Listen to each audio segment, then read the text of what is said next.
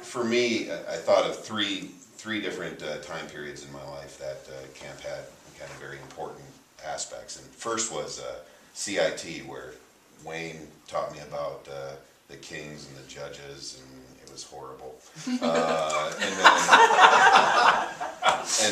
But he remembers. My spiritual development, yeah, I didn't care about the upper kingdom and the lower kingdom and all those type of things, but it really did help me out for when I went to Wheaton College, so that was good.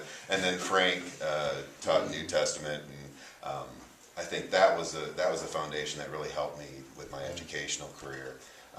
Then, most of you know, when I was 14, my sister died in an accidental drowning, electrocution, and camp was a safe place. So day after, I think, or maybe it was the day of the funeral, came down to camp, which I can't believe my folks let me out of their sight. But came down to camp, and camp has been a safe place for me. It's been a place to question. It's been a place to soothe hurt, place to grow. Had a great counselor that kind of mentored me through there, and kind of was a piece that led, Wayne and I were just talking, it was a piece that led me to the career that I have now. I'm a professor of marriage and family therapy, and a marriage and family therapist that works with adolescents, their families, and couples. So those two pieces really have been a significant part of my development, and how God has twisted me and used me and continues to.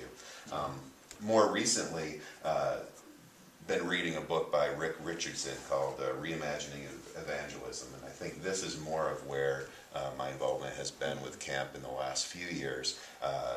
And Rick talks about how do we do evangelism in a postmodern culture. Are we salesmen, the kind of, okay, let me get you to buy into Jesus, kind of that consumerism, this is what you need, here's what you need to do. Or are we more of a Sherpa or a hike guide, and how are we walking alongside people in their journey, sharing the truth, but being with them as they make choices and struggle and question. And my kids it's been interesting to see, my kids have come to camp and have demonstrated to me kind of the ripples of relationship. And I know we're talking about how relationship is important in going forward with our vision. The ripples of relationship for the VanDyke family is my kids have asked friends to go to camp with them. Their friends have brought friends. Now in Wheaton community, I have people coming up, have you heard about Bair Lake Bible Camp? It's a great camp, your kids should go. I'm like, well, that's great, can you tell me more? And it's been really interesting to see that them not only having the experience here at camp, but then sharing it with their friends, building relationships, the effects that it has in terms of kind of like 6 degrees of Kevin Bacon, being able to look and see how the message through relationship gets sent, and this is a launching pad. And so I'm excited to be involved in looking at how Bair Lake can be a launching pad as we go forward in various different cultural settings that are happening in our country. So